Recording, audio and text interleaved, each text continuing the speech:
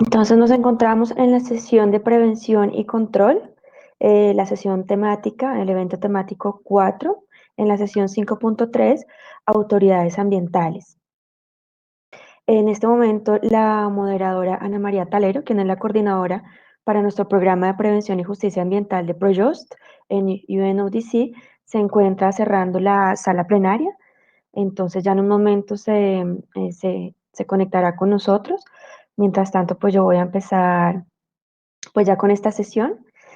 Entonces, bueno, como expertos nacionales, nos encontramos con la doctora Yasmín González Daza, jefe de la Oficina de Gestión del Riesgo de Parques Nacionales Naturales, y el ingeniero Gabriel Polo García, subdirector de Normalización y Calidad Ambiental de la Corporación para el Desarrollo Sostenible del Norte y el Oriente Amazónico, CDA.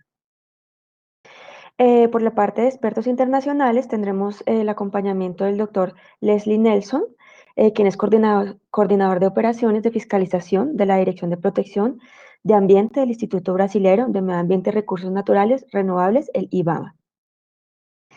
El objetivo de esta sesión será entonces comprender, mirar el manejo de las experiencias en prevención y control en la lucha contra la deforestación desde el sector ambiente. Tendremos algunas preguntas orientadoras, las cuales realizaremos al final de la sesión a los tres expositores que nos acompañan. Entonces empezaremos en un momento. Por favor, les pido un segundo. Voy a subir la primera presentación.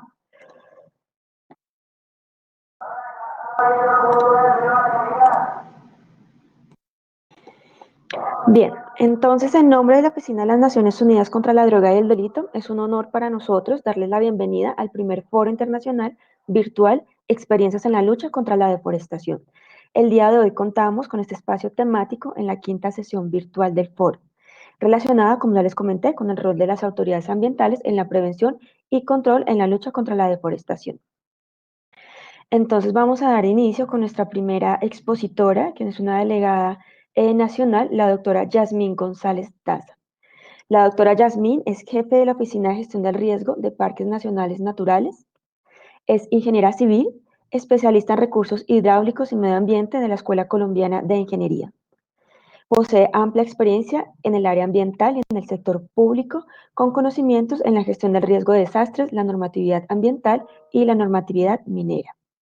Como jefe de la Oficina de Gestión del Riesgo, en la cual se encuentra vinculada desde hace ya 12 años, ha liderado la vinculación de parques nacionales naturales como víctima en los procesos penales, obteniendo a la fecha más de 3 docenas de sentencias condenatorias, así como fallos de incidentes de reparación directa para la restauración del daño generado en las áreas protegidas. Entonces, em, muchas gracias a todos por su participación en el evento temático. Les agradecemos a los participantes. Si quieren realizar preguntas, por favor las ponen en el chat público, indicando el nombre del conferencista que van dirigidas, y al final daremos un espacio de 5 minutos a cada uno para contestar 2 preguntas seleccionadas de este chat. Entonces, sin más preámbulo, me permito darle la palabra y la bienvenida a la doctora Yasmín González Daza, y muchas gracias por acompañarnos en este espacio, doctora.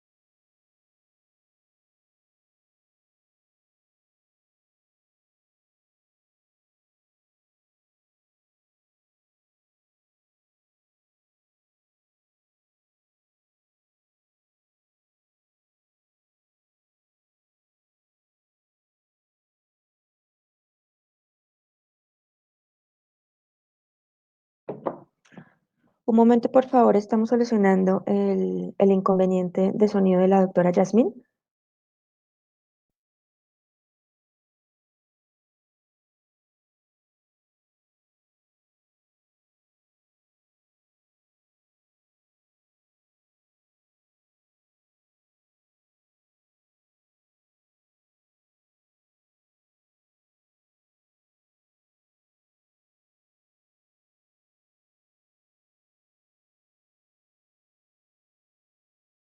Doctora Yasmín, por favor, en la parte de abajo de la presentación aparece el micrófono. ¿Puede activarlo, por favor?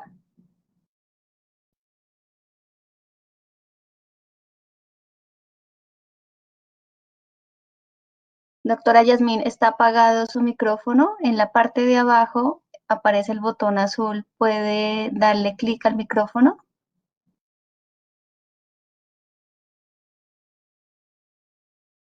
Entonces, al lado hay un botón que le desconecta el audio. Por favor, dele clic ahí al botón central y vuelva a activarlo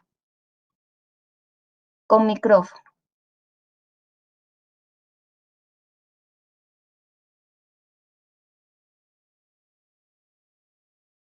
¿Aló?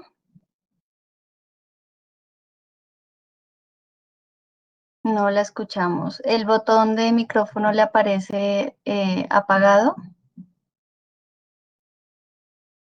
Doctora, otra opción es que por favor cierre la pestaña y vuelva a ingresar y le active el micrófono al ingresar.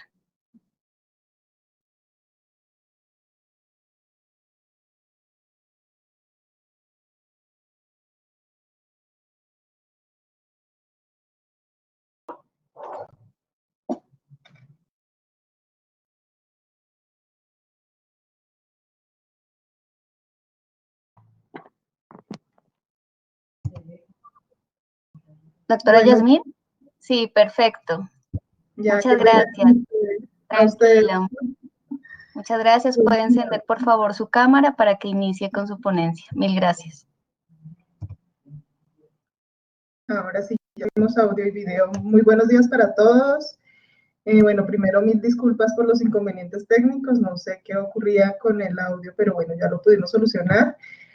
Presentarles un agradecimiento de parte de la directora general, la doctora Julia Miranda, por la invitación a este espacio tan importante y para poder compartir las experiencias de Parques Nacionales Naturales en la lucha contra los crímenes ambientales. Hoy les voy a compartir un poco de la experiencia de Parques contra los delitos ambientales y el apoyo que hemos recibido de la fuerza pública para este tipo de control en las áreas protegidas del sistema de parques nacionales. ¿Avanzamos, por favor?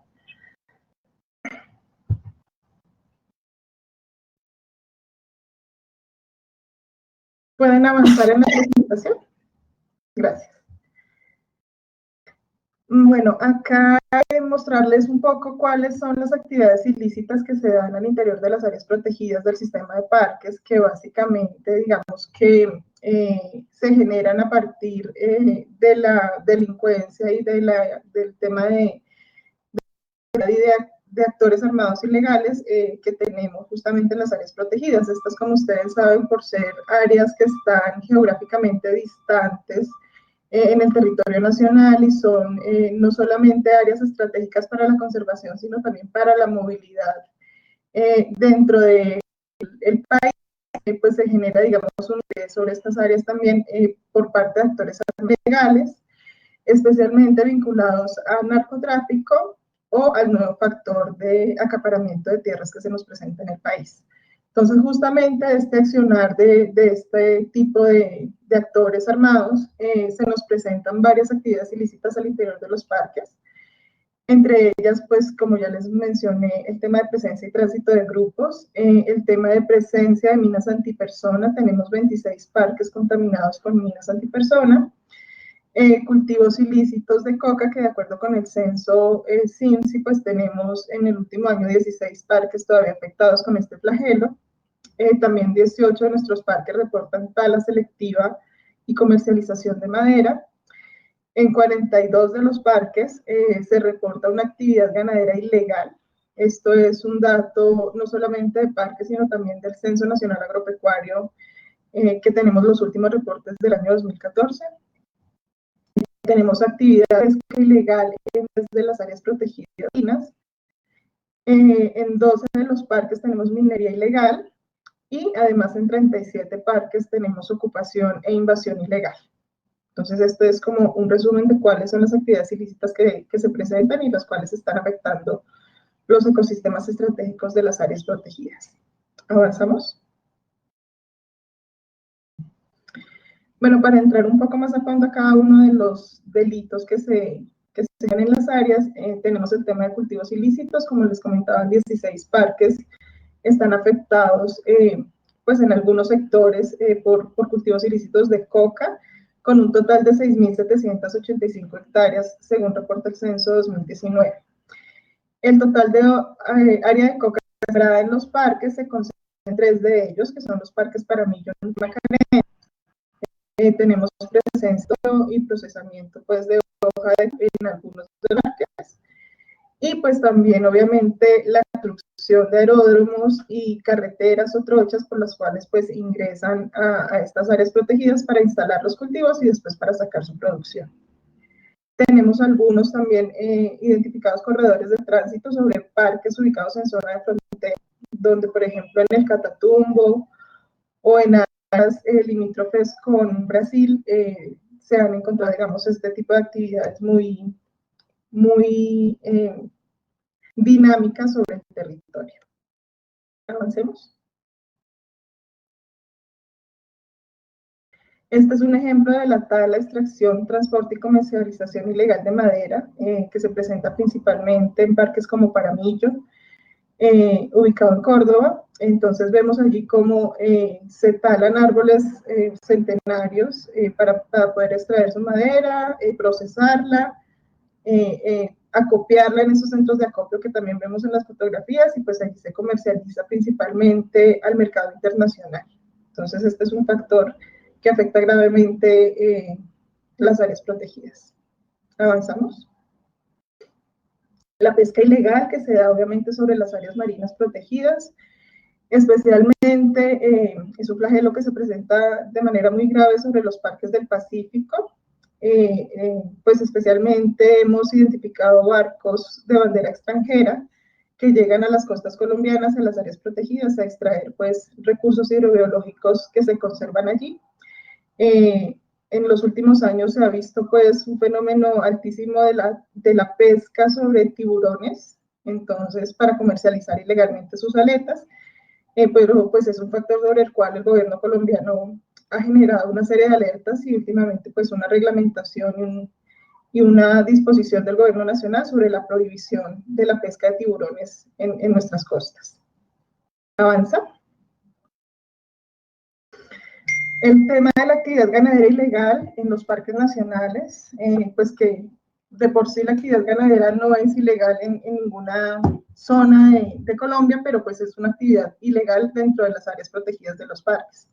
Como ustedes saben, pues las áreas de parques nacionales solo se pueden dedicar a la conservación y algunas actividades que son permitidas, pero a todas luces la actividad ganadera en un parque nacional es prohibida principalmente pues porque es una actividad comercial y porque genera una serie de impactos gravísimos sobre los ecosistemas. Estas fotos parecen ser en unas fincas ganaderas, pero lamentablemente se presenta este tipo de actividad extensiva dentro de algunas áreas de parques, pues que genera además de eso la deforestación y la compactación de suelos, que es un grave impacto para después poder restaurar las áreas. Es un impacto muy fuerte y es una situación muy difícil de manejar. Entonces, esta es otra de las actividades ilegales contra las que luchamos en las áreas. Avanza. La extracción ilegal de yacimiento minero, la minería ilegal, que también de la cual no se salvan nuestras áreas protegidas, entonces nos presentan en muchas formas. Tenemos, por ejemplo, en las fotografías, la extracción ilegal de coltán en la reserva Cuinaguay, donde pues se genera un impacto sobre el suelo gravísimo porque se levanta la capa vegetal a chorros de agua a presión para lograr encontrar el mineral, entonces prácticamente que se voltea toda la capa vegetal del suelo y se generan este tipo de impactos que se ven allí en la fotografía central. También tenemos pues la extracción mediante socavón que se nos da, por ejemplo, en los Farallones de Cali, donde pues ingresan estas personas a dinamitar la montaña y a desestabilizar los suelos de la montaña para poder encontrar el mineral dentro de la roca. O también, como está en la fotografía inferior, se da sobre los lechos de los ríos a través de la succión del sedimento de los ríos para encontrar el mineral en esta disposición. Entonces, Todo esto, además de los impactos geomorfológicos que se dan, también tiene ligado una contaminación gravísima por todo el tema de químicos y del impacto de los químicos que se dan sobre las aguas, porque pues para llegar a los minerales además utilizan una serie de químicos y productos que no están permitidos pues obviamente en las áreas protegidas y que contaminan las aguas que nacen principalmente en estas áreas. Avancemos. Como les contaba, entonces tenemos la contaminación de fuentes hídricas por la actividad minera ilegal.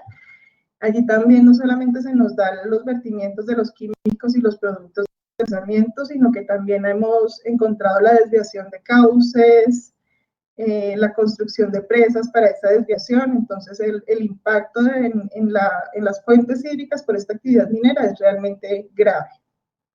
Avanzamos.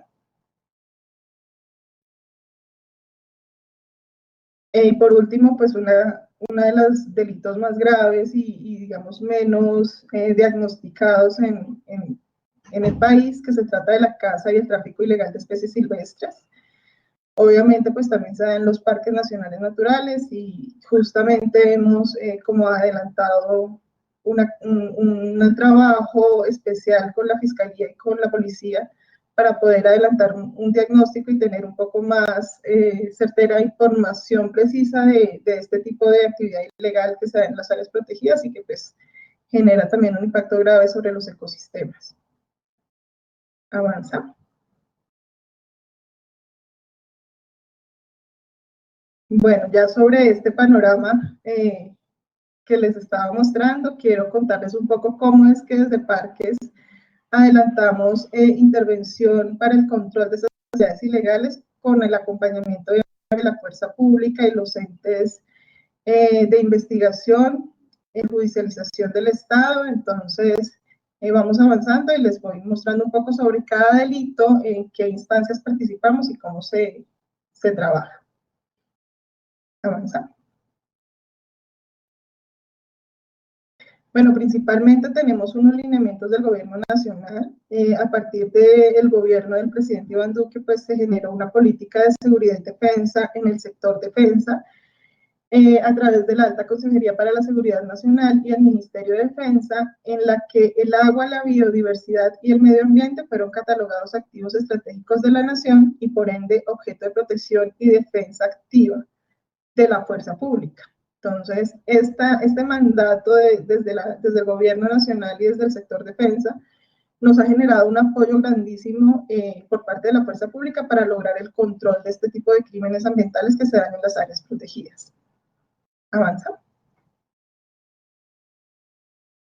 Igualmente, en la política de las zonas futuro, que son aquellas zonas en las que el gobierno tiene, digamos, enmarcados su política de intervención integral, también Parques Nacionales se ha incluido en esas zonas, que también son algunas en las que se presentan la mayor cantidad de actividades ilegales. Entonces, por ejemplo, hay unas zonas futuras en los que Parques se ha vinculado activamente, como son Nube Paramillo, Sanquianga, Macarena y Chiribiqueta. Entonces, obviamente, desde allí se han enfatizado algunos lineamientos del gobierno nacional para controlar todos los crímenes ambientales que se dan en esas áreas protegidas. Sigamos. Bueno, finalmente, para contarles acá sobre cada delito y sobre cada actividad ilegal que tenemos en las áreas protegidas, cómo nos coordinamos con la fuerza pública. Entonces, para el tema de cultivos ilícitos, nosotros desde Parques Nacionales participamos en una instancia que se denomina Puesto de Mando de Coordinación y Seguimiento para la erradicación de cultivos ilícitos, donde participan pues todas las entidades del Ministerio de Defensa, la Dirección de Antinarcóticos, el Ejército, la Armada Nacional, y allí se genera, como su nombre lo dice, pues la coordinación para adelantar las labores de erradicación en todo el país. Entonces, lo que hace Parques es vincularse a este espacio para generar, digamos, una articulación y poder orientar un poco las labores de erradicación manual hacia los parques que tienen este principal flagelo.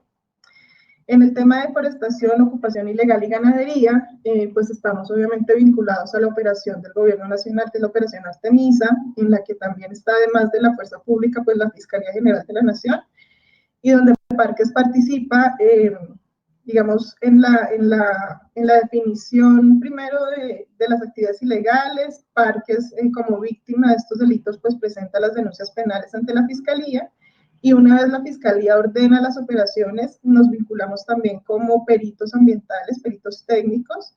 Entonces, nuestro personal emite unos informes técnicos periciales que soportan la prueba para que el fiscal pueda imputar los delitos que identifican las operaciones y en el terreno, ¿no?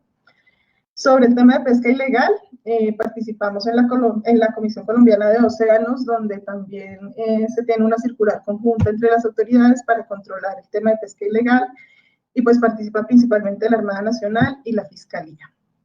Avancemos.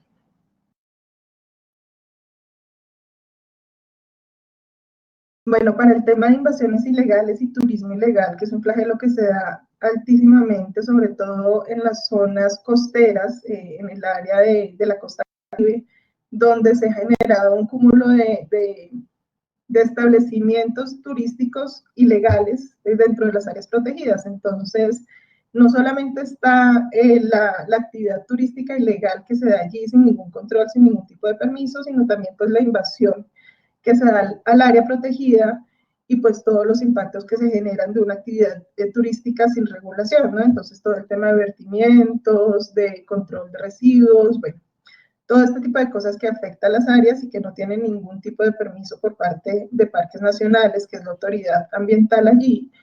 Entonces nosotros acudimos a la aplicación del Código de Policía, donde se encuentran unos artículos especialmente enfocados en este tipo de situaciones en áreas protegidas. Entonces allí, con la participación de la policía, los inspectores de policías y las alcaldías de cada municipio, hemos adelantado, digamos, una labor para poder sellar estos establecimientos y hacer el desalojo de las áreas que están ocupando ilegalmente, porque muchas veces también son baldíos de la nación que han sido ocupados ilegalmente para hacer este tipo de actividades.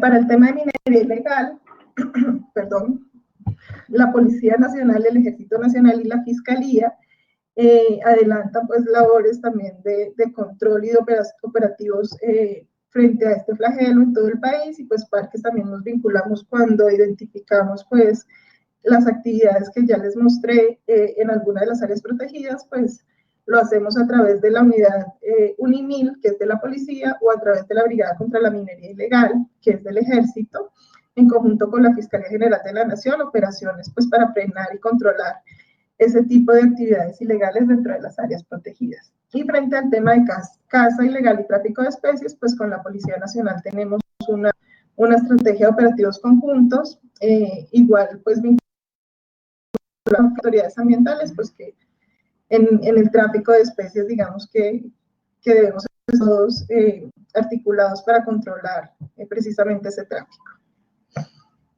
Avanzamos.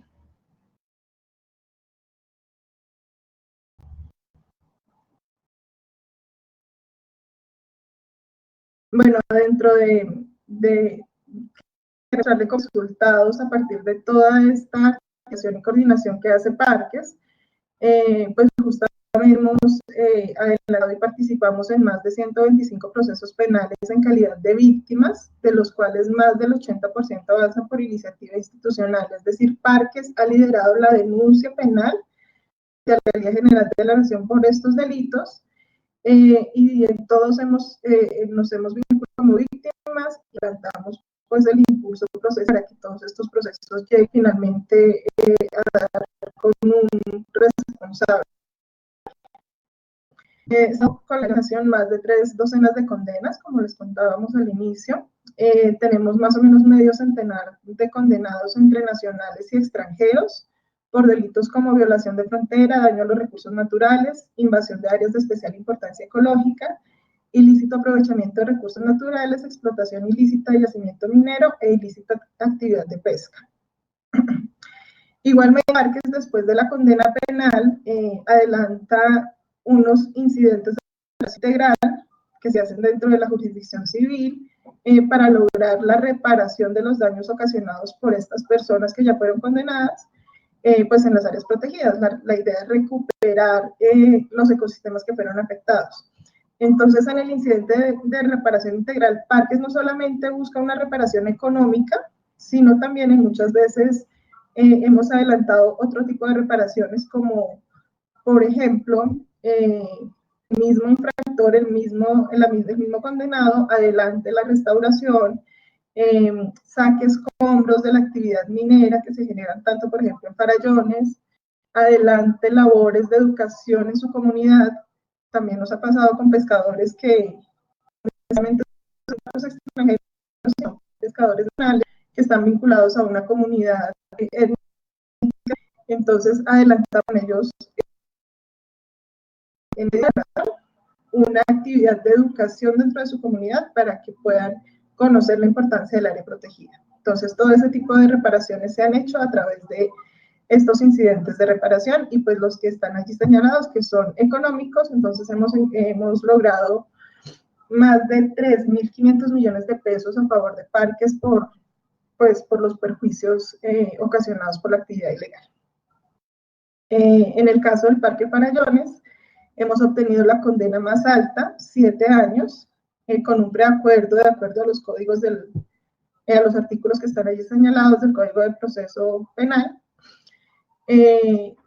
Pues ellos se acogieron a un preacuerdo y digamos que la condena se les disminuyó, pero pues es una condena que ya genera una sentencia una sentencia a estos años de cárcel. Entonces, digamos que no necesariamente los delitos ambientales, como todos pensamos, son escarcelables, sino que también hay en ocasiones la posibilidad de generar una pena de cárcel para personas que han hecho realmente mucho daño dentro de las áreas protegidas.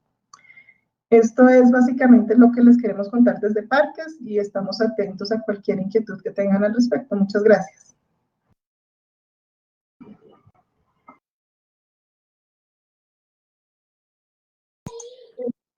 Muchísimas gracias, doctora Yasmín. Quisiera saber si alguien del público tiene alguna pregunta para la doctora de su intervención.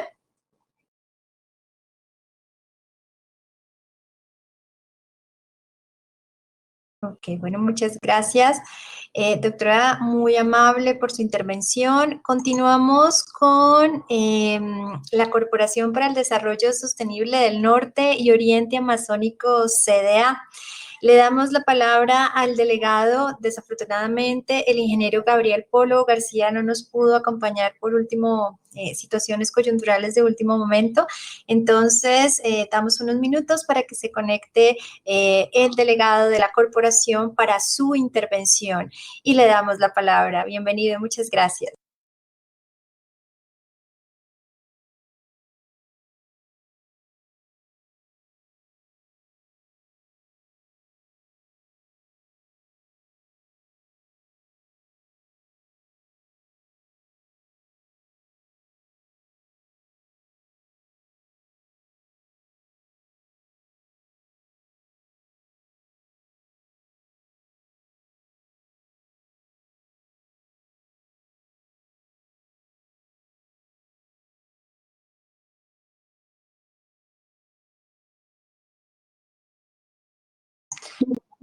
Doctor John Jairo Moreno, lo estamos escuchando, por favor. Bienvenido.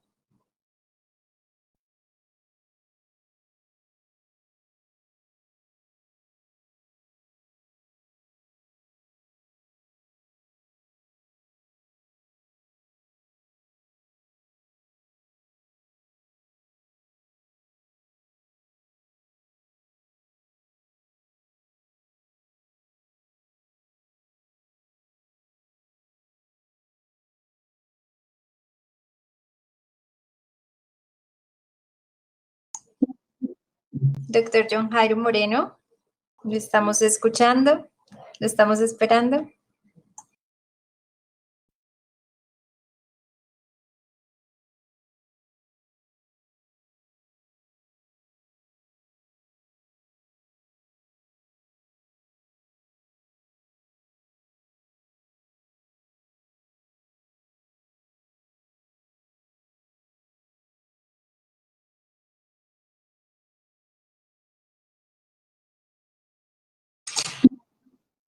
Le solicitamos unos segundos, por favor. Le solicitamos unos segundos. El doctor ingresó a otra sala, entonces ya está conectándose. Muchísimas gracias por su paciencia y disculpas nuevamente.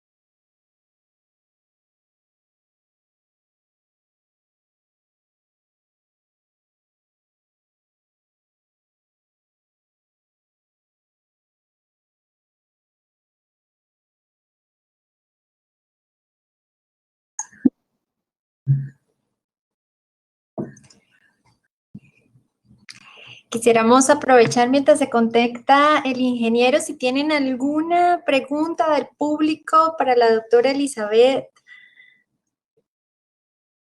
para la doctora Jasmine, perdón. ¿Alguien tiene alguna pregunta o inquietud mientras se conecta el ingeniero John Jairo?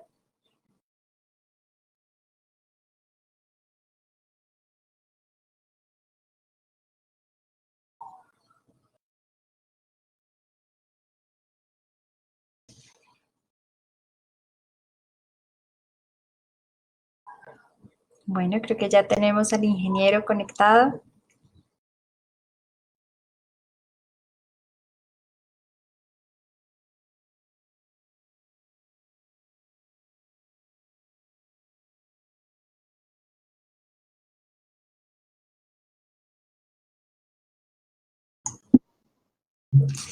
Doctora Jasmine, una pregunta que tenemos del público mientras se conecta el ingeniero.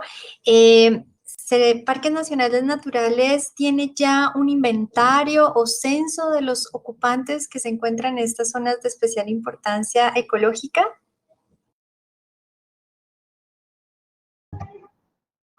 Bueno, Parques adelanta sí un trabajo entre las comunidades, digamos que asentadas en parques desde hace algunos años, pues muchos años, y la idea sí es contar con un inventario, con un censo, digamos, con un límite de tiempo hasta el año 2016, como para tener una línea base de ocupantes hasta esa fecha. Entonces, Parques está trabajando en ese sentido, pues ya lo ha adelantado en muchas de las áreas protegidas. Entiendo, porque no hace parte del trabajo que hago yo desde mi dependencia, que se está adelantando así, sí, señora. Me preguntan también si este inventario es de acceso para las autoridades colombianas, para todas las autoridades.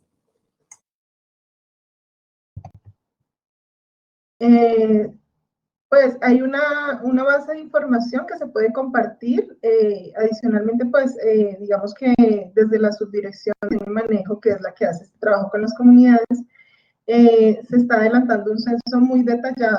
Obviamente no podemos compartir todos los datos de las personas ocupantes como información pública, pero sí hay algunos datos que son de acceso como información para las demás autoridades. Incluso si alguna autoridad judicial necesita acceso, pues digamos que ellos sí a través de un procedimiento pueden acceder a cualquier tipo de información. Muchísimas gracias, doctora Jasmine, muy amable. Ya tenemos a va a acompañar la doctora Elizabeth Barbudo, el ingeniero John Jairo. Les damos la palabra y bienvenidos. Ok, muy buenos días, qué pena, un pequeño tema tecnológico. Un saludo muy especial a todos de parte de la doctora Elizabeth, que no nos puede acompañar en este momento, ya la directora general de la Corporación para el Desarrollo Sostenible del Norte y Oriente Amazónico colombiano. Y les trataba, pues, agradecerle a la organización de este importante evento la oportunidad de que una entidad como la Corporación CDA pueda participar y exponer algunos de los temas que nos aborda el día de hoy. Las diapositivas, ¿podemos correr las diapositivas? ¿El ingreso de almacén? Sí, ya. Ok, seguimos, por favor.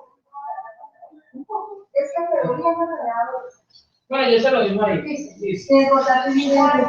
Bueno, queríamos comentarles a ustedes que para la jurisdicción de la corporación tenemos una herramienta muy importante que tiene que ver con las determinantes ambientales. Mediante las cuales pues logramos hacer una planificación ambiental del territorio. ¿Me copian? Sí, Ok. Mediante las cuales podemos hacer una planificación ambiental del territorio y se convierten para el territorio que tiene jurisdicción nuestra entidad, que tiene que ver con los departamentos de Guaviare, Guainía y Vaupés.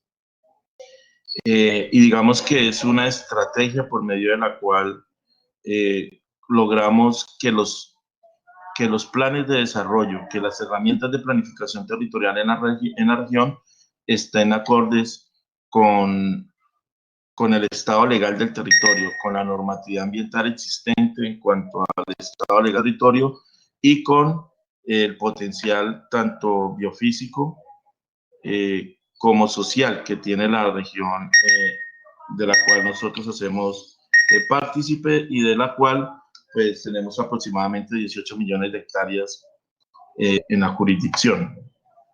En ese sentido, estos determinantes ambientales pues, se convierten en normas de superior jerarquía y lo cual, insisto, nos permiten garantizar que el territorio cumpla con la normativa ambiental vigente. En eso, pues para la jurisdicción de la Corporación CDA, tenemos una resolución que es la 235 del 18 de julio del 2019, por medio de la cual pues se establecen esos determinantes ambientales y, como decía hace un momento, los diferentes ejercicios de planeación de los entes territoriales pues deben acogerlas. Para no extenderme mucho, pues para la región que nos compete, unas determinantes muy importantes que tienen que ver en el territorio, tiene que ver con la Reserva Forestal Ley Segunda del 59, tiene que ver con las áreas protegidas que están a cargo de parques nacionales. En el territorio de nosotros se hizo una ampliación importante del Parque Nacional Natural Chiribiquete y también contamos con una Reserva Nacional Natural que hace también parte de las figuras de parques nacionales. Pero también, aunque no están como determinantes ambientales, tenemos unos importantes territorios indígenas en la jurisdicción, en los departamentos, especialmente en Guaviare, en Guainía y Vaupés, y gran parte del Guaviare, que son las figuras de resguardos indígenas. Y en ese sentido, pues, está demostrado que las figuras de resguardos indígenas, pues, han cumplido esa función ecológica de la propiedad, que de alguna manera es uno de los criterios constitucionales para crear estos territorios de manera formal. Y pues digamos que ese es un gran potencial que tenemos en el departamento, en la jurisdicción de la corporación, en especial los departamentos de Vaupés y Guainía. El departamento del Guaviare es otro escenario donde, a pesar de que hay figuras protegidas y resguardos indígenas, sin embargo, tuvo un fenómeno de colonización de hace aproximadamente 60 años, que es donde se hace la mayor deforestación, donde se ha hecho y se viene haciendo la mayor deforestación en la jurisdicción de la Corporación CDA y donde estamos concentrando todos los esfuerzos jurídicos, logísticos y operativos para lograr llegar a detener y a controlar ese fenómeno de deforestación. Igualmente, estamos abocados a la sentencia 4360 del 2018, la cual declaró la Amazonía colombiana como sujeto de derechos y sobre las cuales de alguna manera nos hemos estado alineando toda la institucionalidad, tanto civil como pública y judicial, en el sentido de visibilizar a las comunidades el alcance de esta sentencia con el fin de poder lograr avances concertados en el tema de detener la deforestación. ¿Podemos seguir? Seguimos.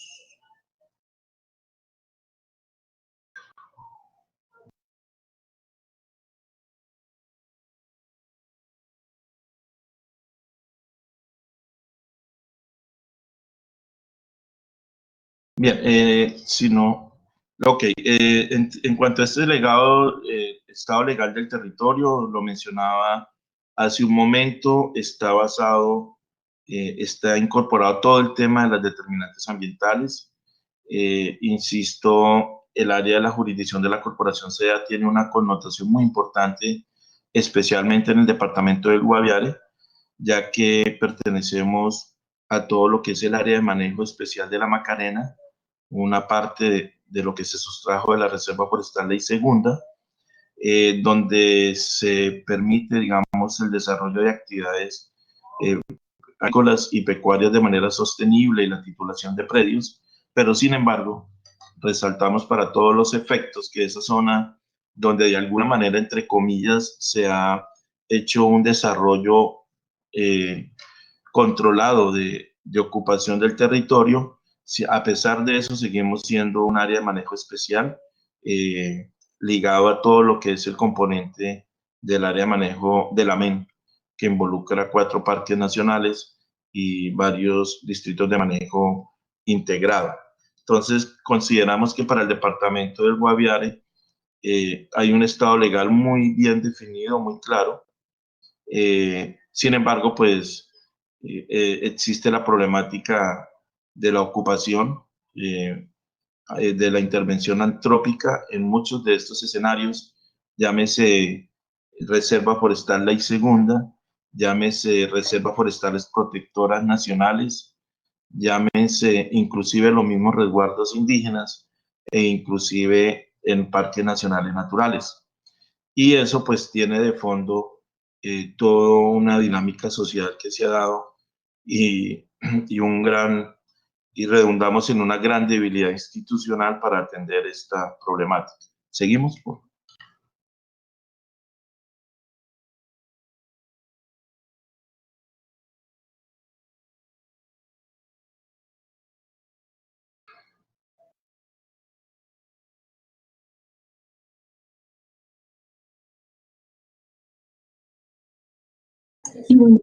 Bueno, tengo dificultades para las presentaciones, se está demorando mucho, pero bueno, queríamos resaltar con este tema de acciones con autoridades que inclusive antes de la sentencia se venía haciendo un esfuerzo grande interinstitucional con el fin de abordar la problemática de la deforestación.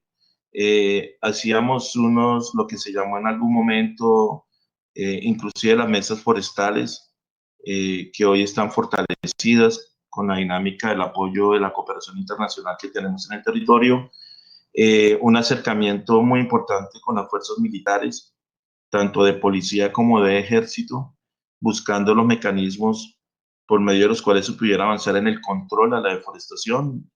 En eso hoy en día encontramos el programa Artemisa por parte de las fuerzas militares, cumpliendo una función constitucional que pues hace muchos años la tenían, pero que no la desarrollaban, digamos, y no la tenían como una prioridad, como era el control a la conservación de los recursos naturales. Y hoy vemos un programa directamente relacionado con el tema, repito, que se llama Artemisa, y es por donde el Ejército Nacional está haciendo acciones efectivas en territorio cuando encontramos en flagrancia algunas acciones de deforestación. Igualmente con la Policía Nacional vimos nacer la Policía Ambiental, que también pues no concentraba esfuerzos anteriormente frente al control de los recursos naturales, pero hoy, insisto, vimos nacer la Policía Nacional en Colombia y es la que nos apoya básicamente en los cascos urbanos para el control del ingreso o movilización de los productos forestales que se puedan estar movilizando. Y con la comunidad vital hemos tratado de hacer un esfuerzo grande de divulgación, de sensibilización, pero creo que una herramienta importante ha sido la sentencia 4360, porque esta sentencia colocó a todas las entidades del sector público y privado a hablar de un mismo tema, a unificar unos criterios, y considero que en ese sentido en Colombia hemos avanzado bastante en ese tema, porque el tema de la deforestación siempre básicamente se concentraba en las autoridades ambientales, llámense en las corporaciones autónomas regionales como autoridades ambientales. Sin embargo, pues la sentencia llamó a todos los entes públicos, privados y de la sociedad para que hiciéramos acciones ya pues digamos con un color judicial, el tema de tratar de disminuir la deforestación en el país, y pues mucho más en estas regiones, especialmente para el caso del departamento de Guaviare, que cuenta con unas altas tasas de deforestación. Hemos encontrado en zonas muy distantes donde no tenemos muchas oportunidades de ir, y cuando vamos hemos encontrado que se ha generalizado de alguna manera la percepción del alcance de lo que tiene, lo que dice la sentencia 4360, y creo que ese ha sido un buen camino para poder abordar de manera de frente ese tema de deforestación. ¿Seguimos?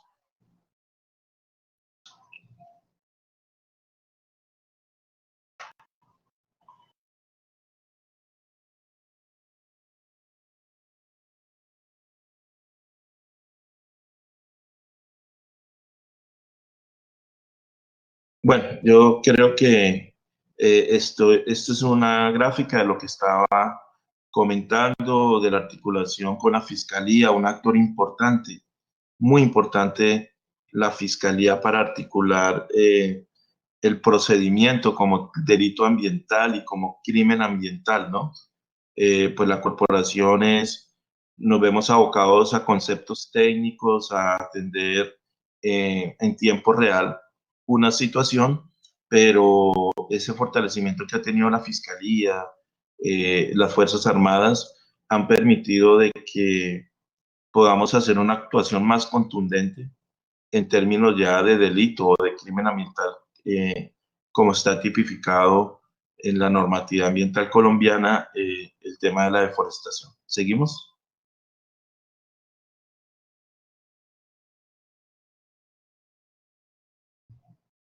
Muchos.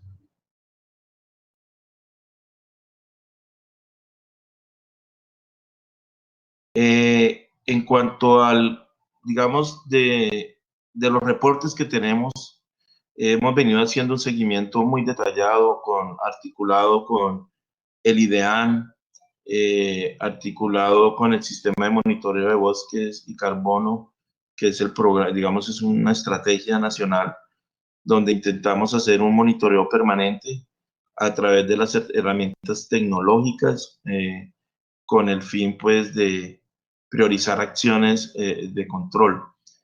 Básicamente, tratamos de hacer ese monitoreo.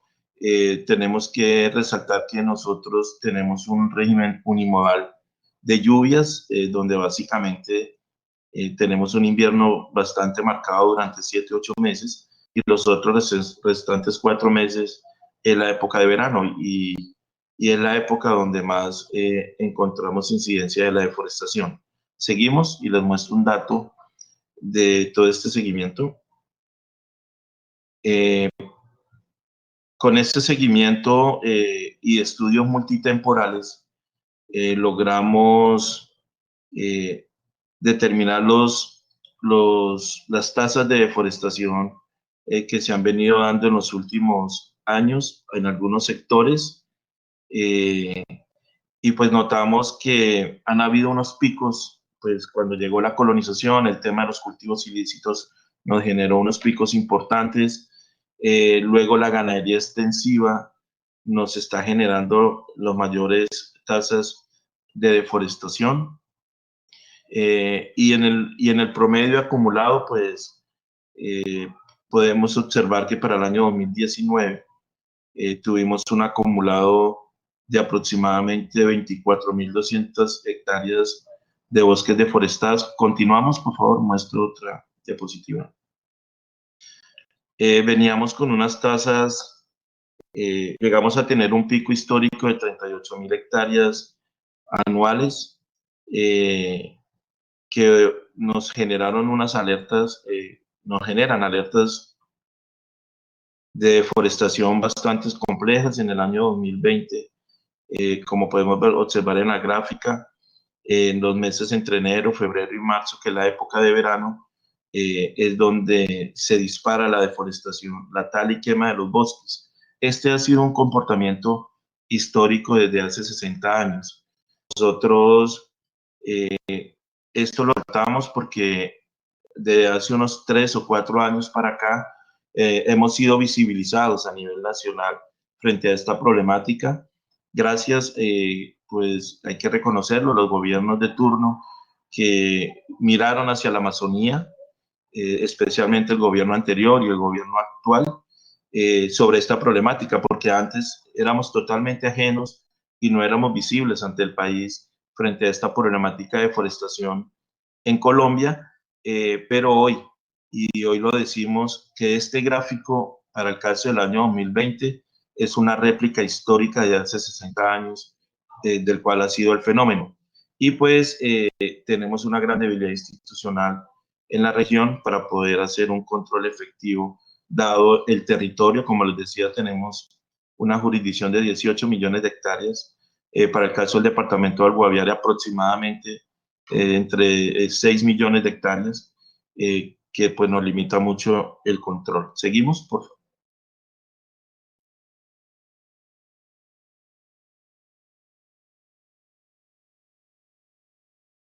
Digamos que estos son las cifras de referencia en los 2 últimos años. En el año 2018 tuvimos una deforestación de 34.527 hectáreas y hemos notado una reducción para el año 2019, 24.220 hectáreas. Importantísima, histórica. Estamos analizando los fenómenos que hayan podido generar esta disminución. Ha entrado mucho la cooperación internacional. Como les decía, hoy en día estamos visibilizados de mejor manera que hace unos 8 años o 6 años sobre esta problemática que ha sido histórica, y esperamos que pues esta presencia de la cooperación, de las instituciones, precisamente esta semana hay una toma de la Amazonía por de parte del Ministerio del Medio Ambiente y nos han mandado funcionarios de alto rango a las diferentes regiones de la zona, pues haciendo más acercamiento y presencia, y yo creo que esa es la dinámica que debemos de tener, y una mayor presencia institucional frente a una problemática que ha sido histórica. Esto no es nuevo, esto no es novedoso, esto ha sido histórico durante 60 años, que venía sucediendo en la Amazonía colombiana, pero que no la habíamos visibilizado y que no la habíamos mirado como la estamos mirando hoy, y creo que eso es un paso bien importante. ¿Seguimos?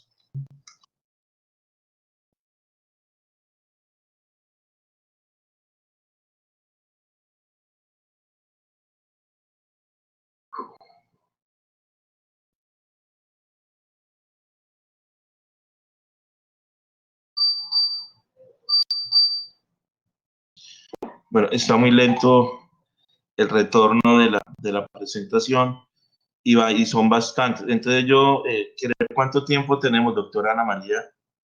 Ya ir cerrando, por favor, que nos está esperando nuestro Perfecto. experto nacional, entonces para que ya Perfecto. cerremos, por favor, esta intervención. Listo, doctora. Entonces son datos, vienen muchos datos, entonces vamos a dejar hasta ahí la presentación y yo voy a hacer una pequeña reflexión sobre la problemática y los aportes desde lo local que nosotros podemos dar. Resalto el tema de que en este momento en Colombia los gobiernos anteriores, el anterior y el actual, precisamente hayan volteado la mirada hacia la Amazonía colombiana sobre una problemática que ha sido histórica. Estamos mostrando la gran debilidad de las instituciones locales, que a pesar de tener este territorio tan inmenso, pues no tenemos los recursos operativos y logísticos para hacer efectivo un control. También se requiere una importante intervención en unas áreas que están ocupadas ilegalmente, pero por comunidades que llevan 40 años ahí y que necesitamos dar una solución de formalización, alguna figura de estas comunidades que se encuentran allí para poder llegar a acuerdos de conservación, porque desconocemos qué tantos hay y quién dice tener qué, y eso pues limita el ejercicio de la autoridad y del control. Entonces, esa falta de presencia institucional, la corporación ha hecho unos acercamientos con comunidades distantes a las cuales hace años no íbamos, y el gran reclamo, antes que cualquier cosa, es la presencia institucional para llevar el mensaje de sensibilización, para lograr acuerdos de conservación y poder hacer presencia. Tenemos presencia en el momento de la cooperación que nos está apoyando, muy importante, pero nos falta ir mucho a las zonas, a los frentes de las explotaciones, no madereras, porque aquí afortunadamente no hay una cultura maderera en el Guaviare, como puede pasar en Putumayo y Caquetá, pero sí está la cultura de la tala y quema de los bosques para implementar la ganadería extensiva. Y allá no estamos yendo directamente. Ese es el gran, pienso, cuello de botella de la presencia institucional que se requiere poder abordar las comunidades y los actores que están haciendo estos fenómenos. Quiero pues no extenderme más, agradecerles a todos y agradecer el escenario para que se visibilice, como lo decimos internamente en Colombia, que esto es, la Amazonía colombiana es una problemática de país, no de la Amazonía colombiana, y decirle al mundo que la problemática de la Amazonía y de Colombia no es tampoco un problema local, sino que hay que convertir un problema global para poderlo atender entre todos y lograr esa meta de cero deforestación en la Amazonía colombiana. Muchas gracias. Ingeniero, muchas gracias a usted y a la CDA por esta intervención sobre las autoridades ambientales y la problemática de la deforestación en el territorio. Le damos la palabra ahora a nuestro experto internacional, el doctor Leslie Nelson. Él es coordinador de operaciones de fiscalización de la Dirección de Protección Ambiente del Instituto Brasilero de Medio Ambiente y Recursos Naturales Renovables, IBAMA. El doctor Leslie es licenciado en Biología por la Universidad Federal de São Carlos y tiene un posgrado en Antropología por la Universidad de Cambridge y una maestría en Ecología Tropical por el Instituto Nacional de Investigaciones Amazónicas. Ha sido consultor ambiental, secretario municipal de Medio Ambiente de Santa Isabel de Río Negro, donde implementó uno de los primeros proyectos de defensa ambiental y comunitaria en la Amazonía. Se incorporó en el 2000, ha pertenecido al Parque Nacional. Ha ejercido también como coordinador de las unidades federales de conservación en el Amazonas y fue coordinador del Plan de Control y Prevención de la Deforestación del Amazonas en Mato Grosso. Le damos unos minutos a nuestros traductores para que puedan ingresar y bienvenido nuevamente, doctor Leslie. Le solicitamos al ingeniero y a la doctora Elizabeth silenciar su micrófono para que pueda dar, para que nuestro experto internacional pueda hacer su presentación. Muchísimas gracias. Y, no quiere cerrar.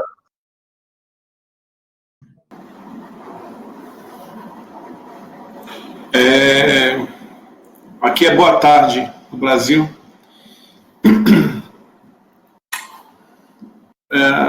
Vou começar falando um pouco do órgão que controla, faz o controle ambiental federal.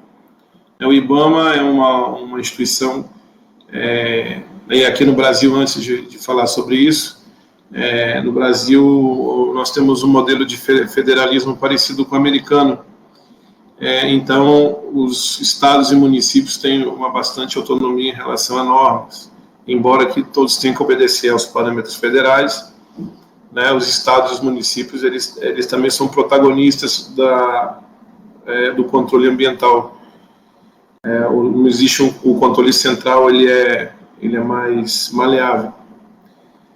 Então, para começar, o IBAMA ele cuida de 3 grandes blocos de ações, né?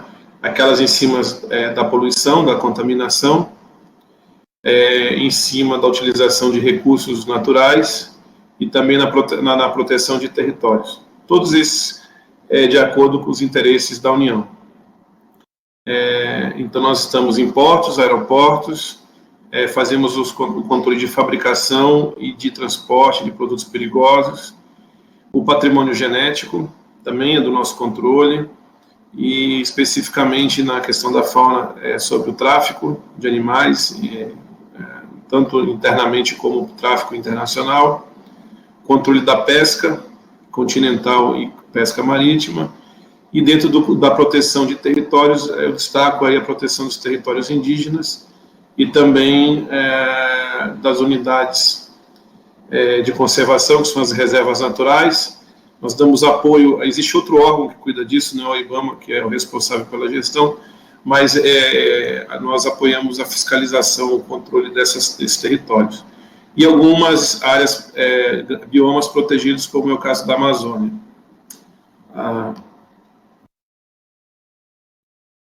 Essa é um gráfico que demonstra a evolução do desmatamento no país. É importante destacar que o Brasil tem mais ou menos 5 milhões de quilômetros quadrados, é o que a Amazônia brasileira tem de dimensão. Nessa área nós temos aí em torno de 99 milhões de hectares de terras indígenas e mais ou menos 64 milhões de hectares de reservas naturais. Algumas são, inclusive, tombadas pelo patrimônio natural da Unesco. Então, é um território muito grande, que vai do Atlântico até a fronteira com os nossos vizinhos, que é Colômbia, Peru, Bolívia, Suriname, Venezuela e outros países. E essa fronteira enorme, ela é bastante extensa, né, para ser controlada.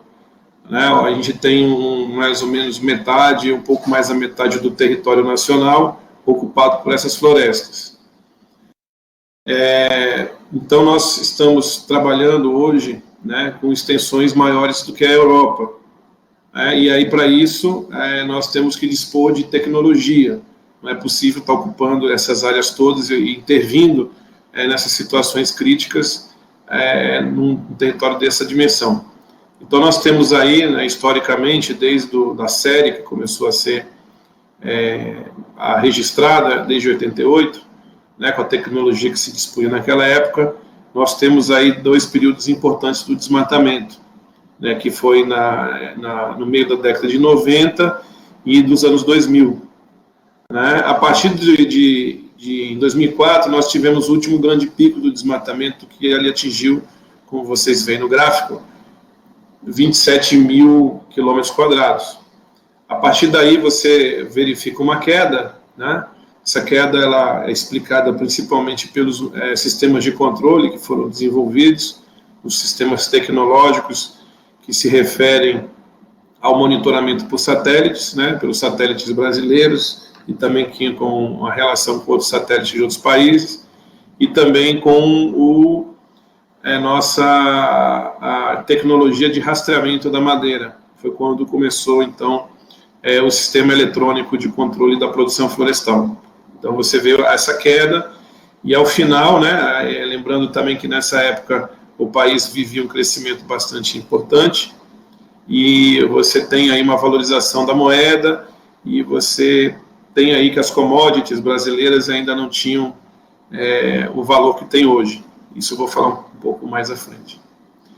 E nós estamos aí desde 2014, nós já estamos avançando no desmatamento, né?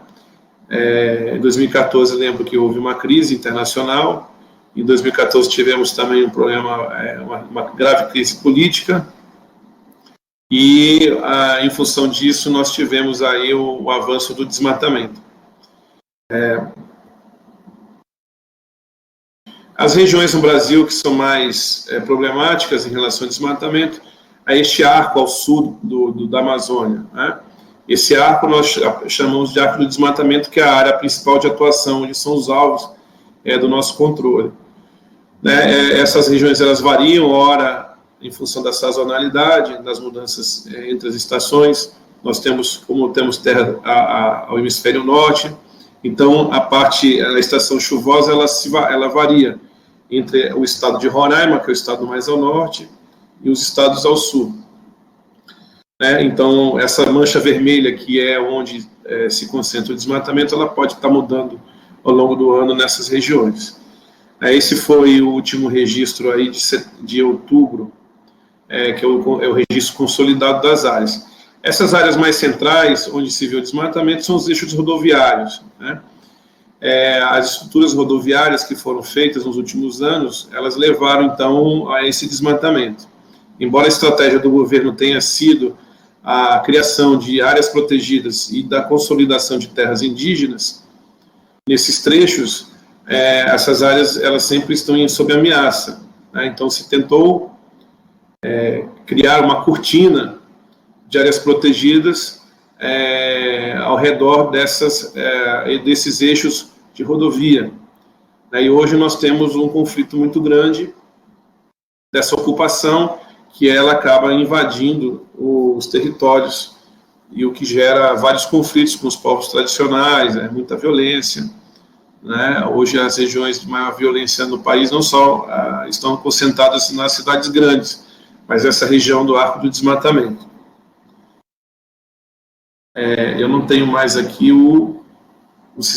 como mover a minha apresentação. Eu peço que alguém mude aí, por favor, a apresentação, a próximo slide.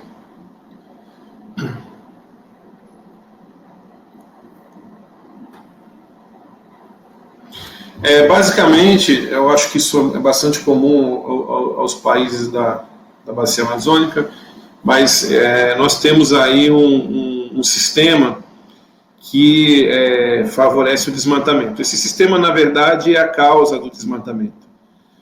O desmatamento, para nós, é um sintoma, ele não é exatamente a causa, ele não é por si só a motivação para a ocupação territorial. Então, ele precisa desse tripé, dessa base, para que ele aconteça. Então, o primeiro que eu destaco aqui é o comércio ilegal de madeira. Nós temos um sistema eletrônico de rastreamento, né? É um sistema que hoje ele está se aprimorando ainda mais, mas nós consideramos que ele é bem eficiente, mas a criminalidade ela acaba se adaptando aos sistemas de controle, né? Então, dentro do comércio ilegal de madeira, e para nós é um assunto muito importante, o comércio ilegal, porque ele, na verdade, é o que financia todo o resto da ocupação territorial. Então, muitas vezes, o valor que se obtém de toras de madeira numa determinada a região é o suficiente para a construção das fazendas. Então, você não, como criminoso, você não precisa desembolsar nenhum dólar para montar sua fazenda. Você consegue isso fazendo uma proposta ao madeireiro, né? Então, é uma coisa bastante importante o combate ao financiamento do sistema. Então, nós temos aí um primeiro momento, a fraude do sistema de controle de produção florestal. Essas fraudes, elas ocorrem por informações fraudulentas, informações erradas em relação ao plano de manejo florestal.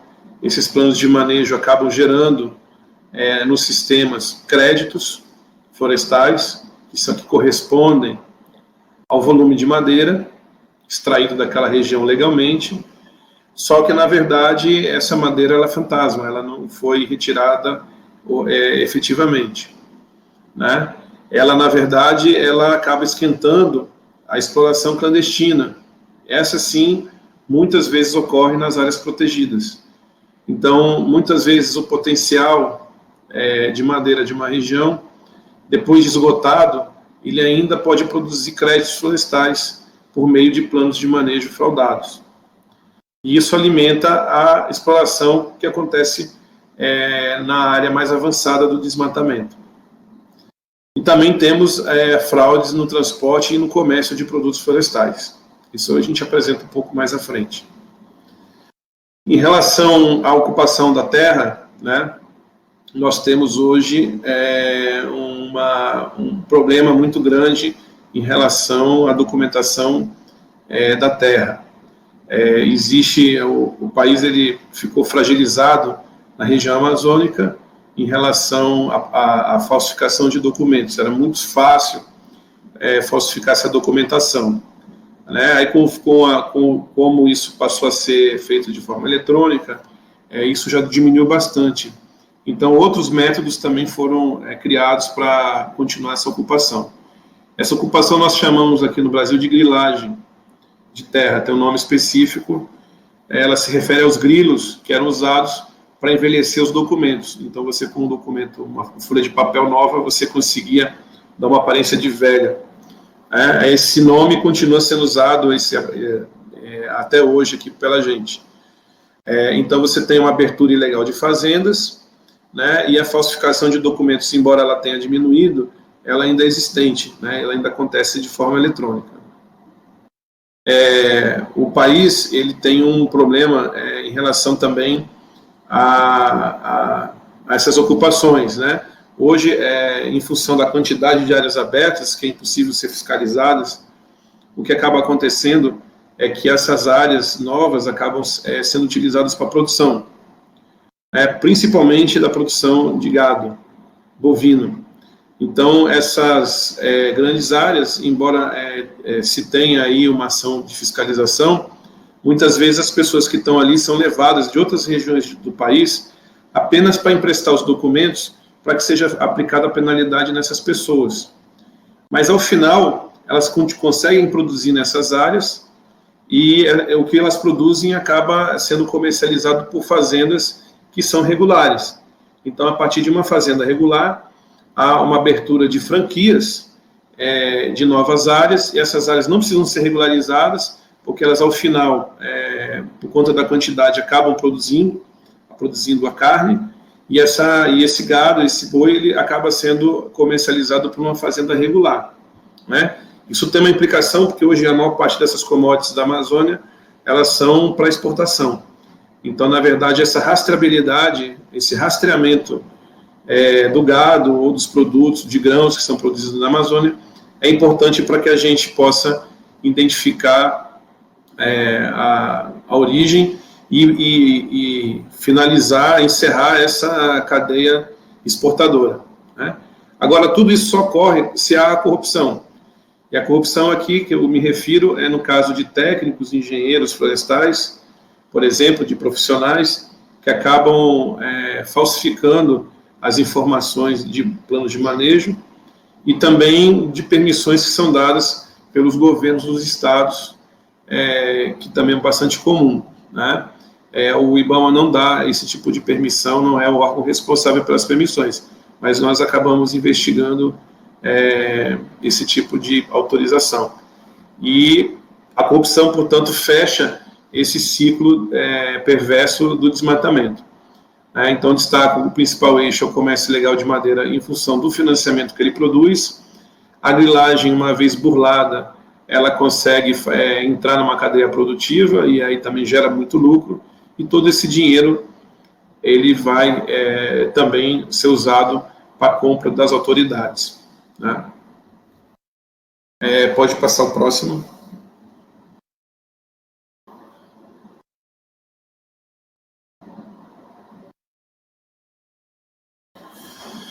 O que nós temos assim de referência em relação ao combate ao desmatamento, né? Primeiro, posso destacar, são as ferramentas tecnológicas. Hoje o Brasil dispõe de 4 principais sistemas tecnológicos para combate. Há outros, mas esses são os mais importantes. O primeiro que eu digo é o Sinaflor. O Sinaflor é um sistema de controle da produção florestal. Então, nesse sistema, você tem, num plano de manejo, você tem georreferenciado todas as árvores que serão exploradas. Então, isso possibilita uma conferência, até por drones, da produção do plano de manejo e da execução, se ela é correta ou não. O problema é a grande quantidade de planos de manejo aprovados, né? Que são muitos, e a fiscalização ela tem que focar em alguns alvos específicos, não consegue focar em todos. Mas esse sistema é um sistema importante porque ele permite a identificação de todas as árvores de um plano de manejo e o seu volume estimado, né? Este volume, ele depois de conferido, depois de ser verificado, depois de derrubado, né? Porque enquanto a árvore está de pé, é só uma estimativa. Este volume, enfim, ele é medido, e esse volume ele passa a fazer parte de um banco de créditos florestais, do empreendedor, do detentor do plano de manejo. Então, esse crédito, ao ser comercializado, é possível acompanhar desde a origem até o destino final essa movimentação desses volumes de madeira que são extraídos, processados e comercializados, e também transportados, né? Hoje, o sistema ele só mede os volumes, mas em breve ele já vai estar medindo a origem de cada árvore. Então, é possível rastrear cada árvore até o comércio final, até o consumidor final. Hoje, os cálculos são feitos pela volumetria. O DOF é o segundo sistema, é o sistema de documentação de origem florestal. Uma vez que a produção ela foi realizada, ela gera esses créditos florestais que vão ser transportados para as fábricas ou para as lojas, para o comércio. Então, a partir do DOF, é possível parar um caminhão e saber a origem, e a partir dessa informação saber de qual plano de manejo essa madeira veio. Isso é importante porque muitas vezes é comum nós encontrarmos rotas absurdas, rotas que dão volta para vender alguma coisa de um lugar para o outro, acaba rodando milhares de quilômetros, sendo que a distância às vezes é de centenas de quilômetros. Tudo isso na tentativa de burlar a fiscalização. Então, esse é um sistema importante que tem dado para a gente, para nós, um alcance maior em cima dos delitos ambientais. Os outros dois sistemas que nós temos é o DT. Esse sistema é o que detecta o desmatamento em tempo real. É um sistema que ele não pode ser utilizado como dado consolidado final, porque é um sistema que verifica, mas ainda com algumas falhas, problemas de conferência em campo. Então, às vezes, pode aparecer no sistema uma área que pode ser um desmatamento, mas que, ao se verificar, ela pode ser um afloramento rochoso, um campo, um lago seco durante a época da seca, né? Então, é um sistema que ele gera dados absolutos. Nós trabalhamos, então, um filtro e alguns algoritmos para que dê algum tipo de precisão para a gente no campo, né? É possível, através do DEFER e do TETER, inclusive, na medida em que ele vai sendo produzido, é possível a gente prever aonde vai ser o próximo desmatamento, né? E o PRODES, que é o último sistema que eu vou falar de ferramenta tecnológica, é aquele que faz a informação consolidada, que faz a parte dos dados do governo. Então, ele, ao analisar de forma inteligente todas as imagens de uma mesma área, ele pode determinar que aquele desmatamento realmente é um desmatamento. E pelo comportamento depois da ocupação e do desenvolvimento daquela área, você pode saber que plantação que e, inclusive, qual é o tipo de plantação que está sendo feito lá, se é capim, pasto, por gado, então produção de grãos, soja, arroz. Então, toda essa tecnologia, ela dá essas ferramentas para que a gente chegue nessas conclusões, certo? Então, a partir daí, nós temos uma segunda potencialidade da fiscalização, é o uso da geointeligência. Então, isso seria a integração dos dados obtidos pelos satélites, né? E neste caso, você tem nossos indicadores são baseados em vários fatores, por exemplo, velocidade com que as áreas são abertas, tamanho das áreas. Então, se essas áreas são abertas de forma muito rápida, e se há e essas áreas são grandes, então isso significa que há um poder econômico poderoso por trás dessas aberturas. Então, ali é o alvo principal nosso, né? Então, nós estamos usando a geointeligência. Agora, essa geointeligência ela também é utilizada com as informações de investigações criminais, com as investigações administrativas. Existe um cruzamento de dados para poder apontar os principais alvos e onde possivelmente há uma organização mais complexa que está promovendo o desmatamento de forma mais rápida e de forma mais evidente. Então, essa geointeligência, esse sistema que nós estamos trabalhando, é um sistema mais novo, em função da gente tentar escapar da adaptação dos infratores aos nossos sistemas. Então, nossos sistemas eles vinham funcionando e percebemos, então, que havia uma série de tentativas de burla dos sistemas, e agora nós estamos trabalhando mais com metadados que vêm das áreas criminais, administrativas, e outras áreas, inclusive, das áreas fiscais, das áreas tributárias, de impostos. Então, com o cruzamento disso tudo, a gente consegue atingir os alvos com mais precisão. Na verdade, a gente começou esse ano, mas a Covid, ela a pandemia atrapalhou bastante, né? Não só a vida de todo mundo, mas inclusive no combate ao desmatamento, né?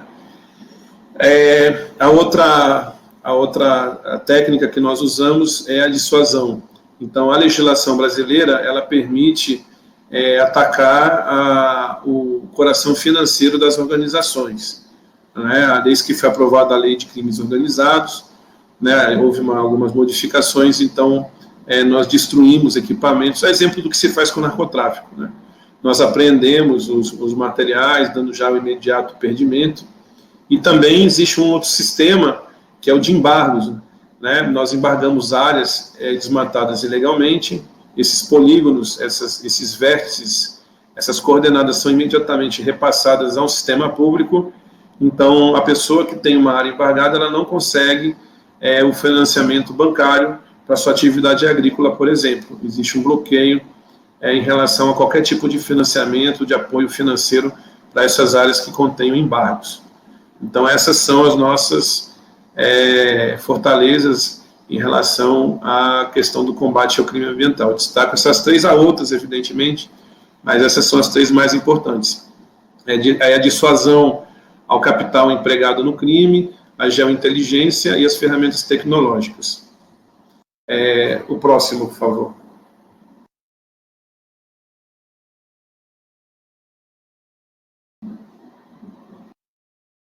Aqui, rapidamente, só para apresentar como funciona o sistema de rastreio de madeira. Então, a partir de um inventário florestal, você tem um volume estimado. Esse volume foi aprovado por uma autoridade, em geral estadual. O IBAMA, como eu disse, não aprova esses planos de manejo particulares, mas nós aprovamos aquelas concessões federais, que são florestas públicas, que são colocadas para exploração de forma de concessão. Então, é o IBAMA que faz esse controle das áreas federais. Aí temos aí, uma vez que essa madeira retirada, ela é medida, então você sai de um volume estimado e passa a ter um volume real, então ela passa a fazer parte de um banco e gera um saldo de créditos florestais. Esse saldo, então, ele sai na medida em que são emitidos os documentos de origem florestal. Esses documentos, eles vão até as serrarias, ao processamento, né? Existem índices que corrigem a perda da madeira durante esses processos industriais. Então, para cada processo industrial, para cada tipo, há índices diferentes. e ao final isso é entregue até o consumidor final. Então, todo ciclo ele é rastreado. O desafio agora que nós estamos trabalhando é rastrear a árvore. Então, cada árvore você vai saber para onde foi. O problema é que hoje os volumes eles podem acabar se misturando, o legal com o ilegal, e esse controle acaba sendo frágil nesse ponto. O próximo.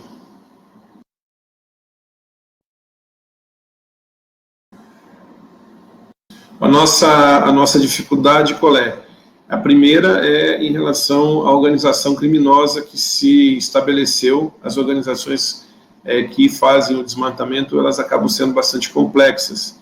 São atividades criminosas que envolvem diferentes atores, diferentes polos especializados, que vão desde a exploração em si até a lavagem de dinheiro, que inclusive se dá fora do país.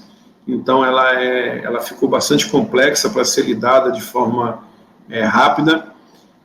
Muitos desses grupos organizados, eles se misturam também com o narcotráfico. Não é raro hoje nós encontrarmos algum tipo de produção de drogas dentro do país, que era bastante difícil antigamente, ainda que seja mais controlado, mas já se vê algum indício de que está havendo uma disseminação disso. Nós temos o segundo problema que identificamos, que é a procura de commodities. O desmatamento, os gráficos de desmatamento, eles têm bastante relação com o gráfico de preço de commodities, principalmente dos preços futuros em bolsas de futuros internacionais. Existe uma correspondência em relação a isso. E as nossas principais commodities que acabam se relacionando com o desmatamento é a produção de soja, a produção de gado, a carne e a produção de madeira. Esses são os três principais, e esse mercado ele é muito sensível e ele influencia bastante o desmatamento, né? E o outro problema é o efetivo, né? Nós estamos num momento de crise financeira no país e não há uma possibilidade rápida de resolver o problema da perda de efetivo, né? Se parou de fazer admissão de pessoal faz tempo, então nós temos uma força cada vez menor. Hoje no país nós temos cerca de 500 agentes para cuidar de tudo isso.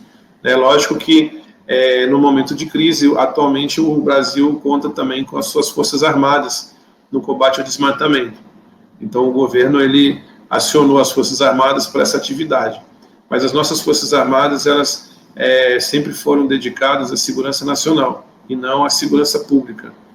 Então, o apoio principal que eles fazem é o da logística, e é necessário que os agentes estejam em campo acompanhados das forças militares. Não, a atividade militar ela não acontece de forma independente, ela sempre está acompanhada ou pela Polícia Federal ou pelo IBAMA, no combate ao desmatamento.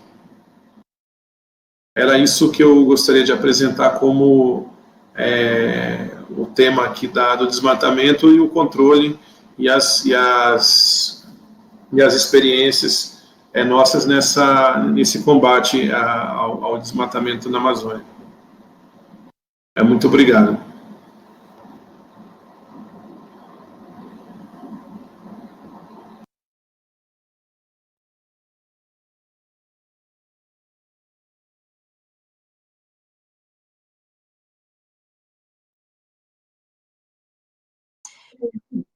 Doctor Leslie, muchas gracias por tu intervención. Quisiéramos dar un espacio a nuestro público si tienen alguna pregunta para hacerle al doctor Leslie o alguno de nuestros ponentes. Por favor, indicarle en el chat.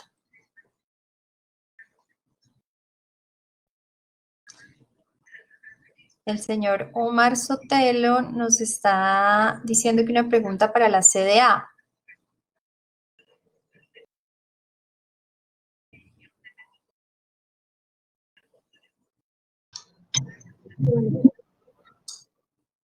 Omar, por favor, ¿cuál es tu pregunta?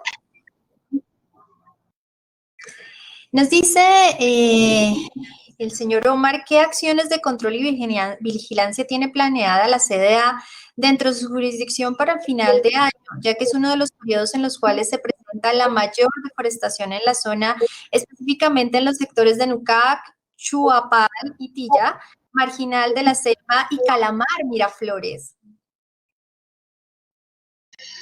Sí, muchas gracias, Omar, por la pregunta. En este momento, y con la presencia del Ministerio en la región, estamos coordinando un plan de choque interinstitucional con la gobernación del Guaviare y las alcaldías del departamento, con el fin de fortalecer el control con la policía y el ejército nacional. Como decía el compañero de Brasil, también tenemos una debilidad sustancial de personal para hacer control, y básicamente nuestro apoyo es el ejército y la Policía Nacional. Entonces, básicamente ese es el plan de choque. Estamos haciendo reuniones con la burbuja forestal y el monitoreo, ¿no? Que estamos haciendo a través del IDEAN para determinar los focos de deforestación y poder hacer operativos puntuales frente a las zonas donde mayor se detecten esta situación. Pero el gran acompañamiento que vamos a tener es con el ejército y la policía y con el personal técnico para apoyar en los momentos que haya necesidad.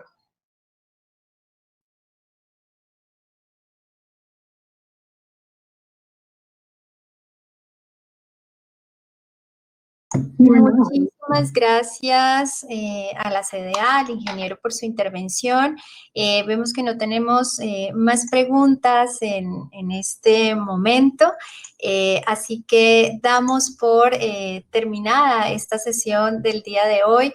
Muchas gracias a todos por su participación. Les ofrecemos nuevamente disculpas por la demora al inicio de la sesión, pero tuvimos un alargue en la plenaria inicial, pero bueno, muchas gracias por su paciencia y los invitamos a que participen en todos los eventos temáticos que vamos a tener el día de mañana a partir de las 9. En la plataforma podrán ustedes seleccionar la temática que más les interesa dentro de este foro virtual. Muchísimas gracias a todos nuestros ponentes nacionales, al doctor Leslie, muchísimas gracias por su intervención y con todas estas buenas experiencias y prácticas enriquecedoras para todas nuestras autoridades desde el nivel nacional, y muchas gracias por este intercambio de experiencias.